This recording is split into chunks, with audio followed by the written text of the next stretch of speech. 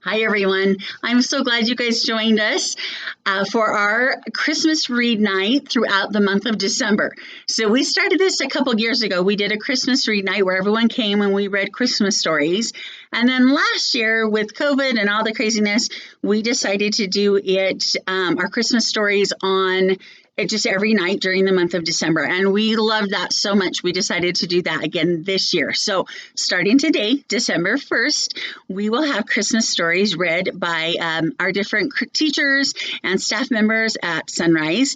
And you guys can enjoy those here on Facebook or on our shelleyschools.org website. Click on Sunrise. We will post those every night, hopefully by 5 p.m., so that you can enjoy those either before dinner, after dinner, before bed, whenever is most convenient for your family. So we thought that's a great way to bring in that Christmas spirit and get everybody excited for Christmas. So we will do that from December 1st till December 24th. That will be our last one.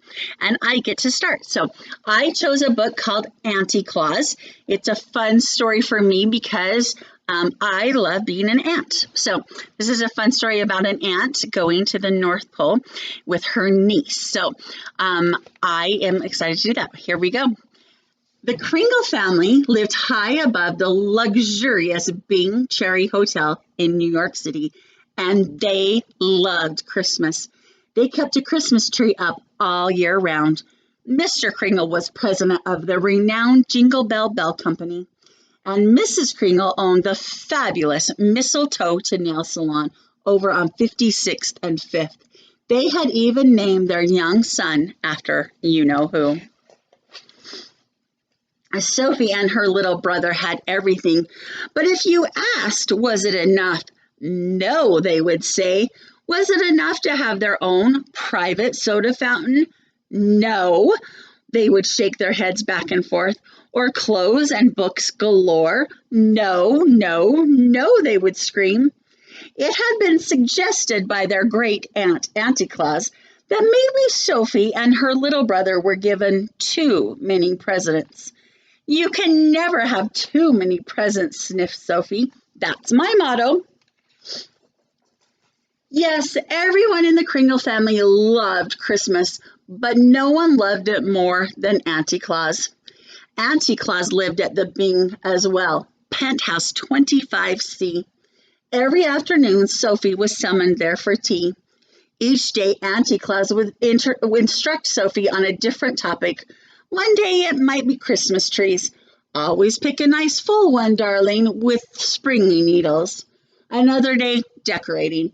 You must drape the garland, darling, one strand at a time. You must never throw it on. After they finished tea, Auntie Claus would close with these words of wisdom. And darling, always remember my first and final rule. Whether it's birthdays, Christmas, or Halloween, it is far better to give than to receive. Sophie wondered about her great aunt a lot. She's so mysterious, Sophie thought. And this was true. There were many strange goings-on up in Penthouse 25C. Most people considered Auntie Claus just another eccentric New Yorker. But Sophie knew there was more to her than met the eye. For instance, what was that diamond key that always hung from a silver ribbon around her neck? Just a bit of costume jewelry, darling, her great aunt would say, then quickly change the subject. Why did Auntie Claus leave every year right after Halloween and not return until Valentine's Day? Just a business trip, darling, and she'd change the subject again. Where does she go? Sophie wanted to know. Once again, it was Halloween, and Auntie Claus announced, in 1 week, I'm off on my annual business trip. What kind of business are you in anyway? Sophie had asked. That, darling, is something for me to know and for you to find out, Auntie Claus had said with a twinkle in her eye, and that was exactly what Sophie intended to do. This year, I have a plan. I'll stow away. Sophie had made up her mind. As she was leaving, Sophie said, I'm going on a business trip with Auntie Claus. Marvelous, darling. Be home in time for Christmas. That's a good girl, said her mother. Do take your mittens, said her father. I'm going too, said her little brother. Oh, no, you're not, said Sophie. I can if I want to, he said. Cannot, she said. I can too, he said. Cannot, she yelled. Wah! Sophie could hear his ear-splitting scream start to fade as she ran off out the front door. Sophie tiptoed into Auntie Claus's apartment. There were many boxes and trunks waiting to go. Choosing the largest, Sophie pushed aside the capes and furs and wrangled inside. Quietly, she made a little peephole in the cardboard so she could see everything that was going on. Auntie Claus entered the room. She removed the diamond key that hung from the ribbon around her neck. Next, she placed the key into the lock of her old elevator. The door slid open. The boxes and trunks were loaded. The door slid shut. Vroom! The elevator shot up and into the air and out into space. They were going up, up, up. Minutes, an hour passed, and still they were going up. Sophie could feel it getting colder and colder. From her peephole, she could see stars zipping by. Or was that snow? We can't possibly be in New York any longer, she thought.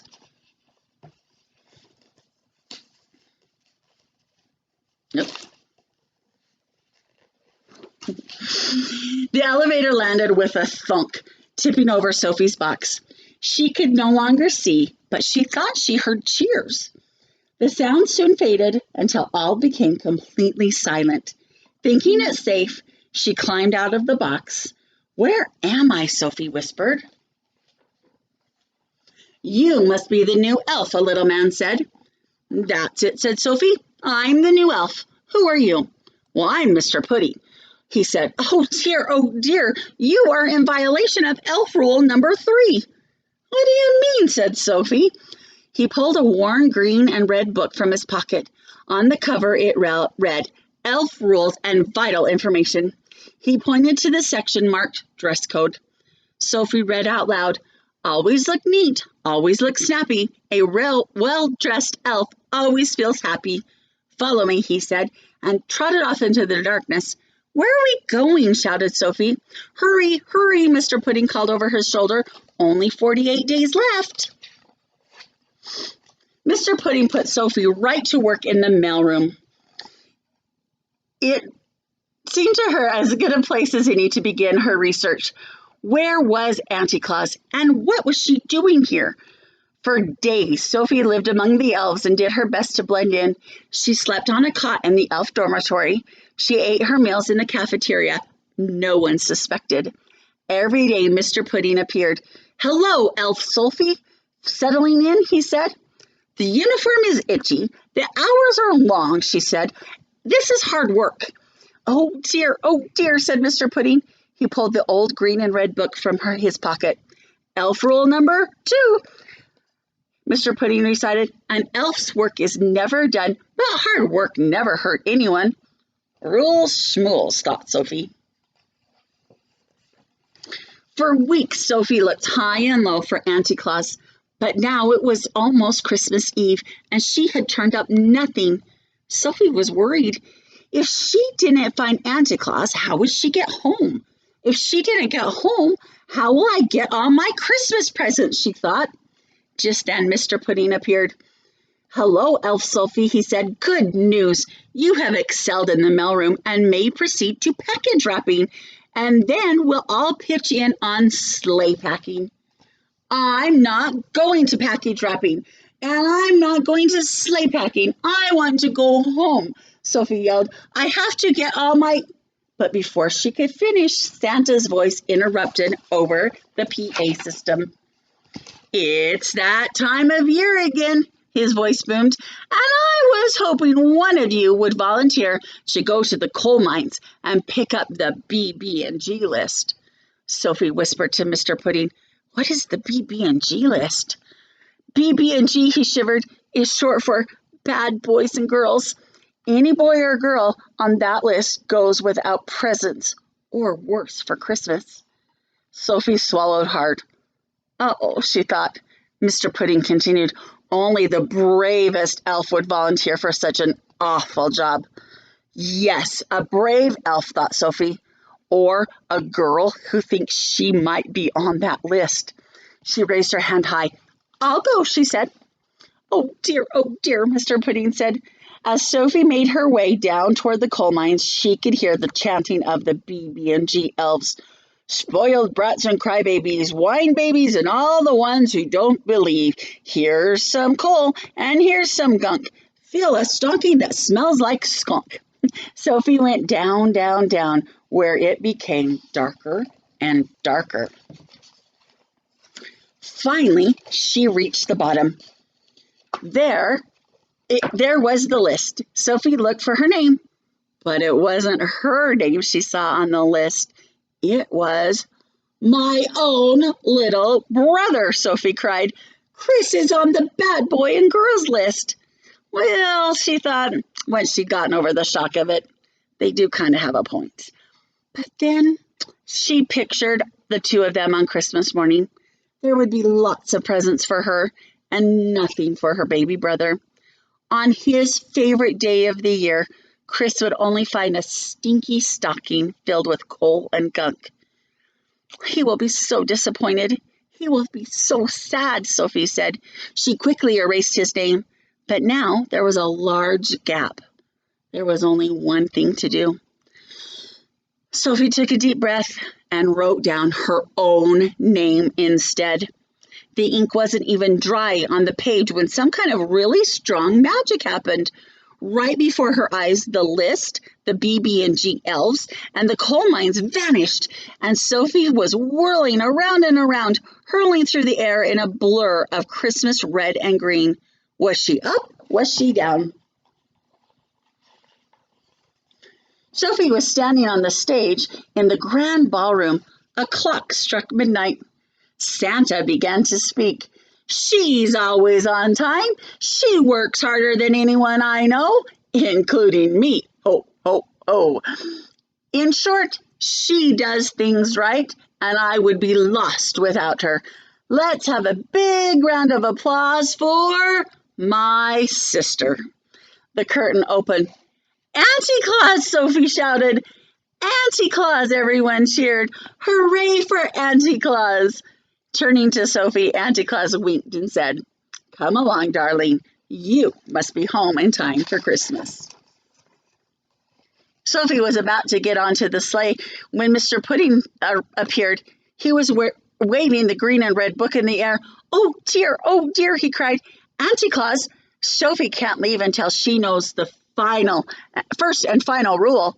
See, it says so right here under departing procedures. The reindeer stamped restlessly and shook their heads as if to say, Let's go, let's go. Sophie knows the first and final rule, Mr. Pudding, Auntie Claus said. I do, said Sophie. Yes, you do. Now, hop onto the sleigh. That's a good girl. Sophie jumped onto the sleigh, and it rose up into the sky. Goodbye, goodbye, she called. She could barely hear her aunt's voice over the wind and the snow. I knew you had it in you. Merry Christmas, darling. The sleigh picked up speed. Ho, ho, ho, Santa laughed as the stars whizzed by. Sophie closed her eyes. Her face was stinging with the cold. When Sophie opened her eyes, she could hardly believe she was in her own bed again. She ran down the stairs towards the living room. Please let him get his presents, she whispered to herself. Under the tree was her little brother. His cheeks were red, his eyes sparkled, his belly shook with laughter. Merry Christmas, Sophie, he bellowed. Merry Christmas, Chris, Sophie said with great relief. It was then that she realized Auntie Claus was right. I do know the first and final rule, she said to herself. It is far better to give than to receive. There's something under here for you, her mother said. They handed Sophie a tiny box with a card. Inside was a diamond key hanging from a red ribbon. It's from Auntie Claus, Sophie said. Where is Auntie Claus anyway? Chris piped up. On a business trip, darling, Sophie said, smiling mysteriously. Suddenly a thought occurred to Chris. She's never here on Christmas, he said. What kind of business is she in anyway? That is something for me to know and you to find out, Sophie said to her little brother. And someday he would. But that's another story. I hope you guys enjoyed that story. It's one of my favorites. Tune in tomorrow when you will have another story from one of our wonderful teachers. See you then.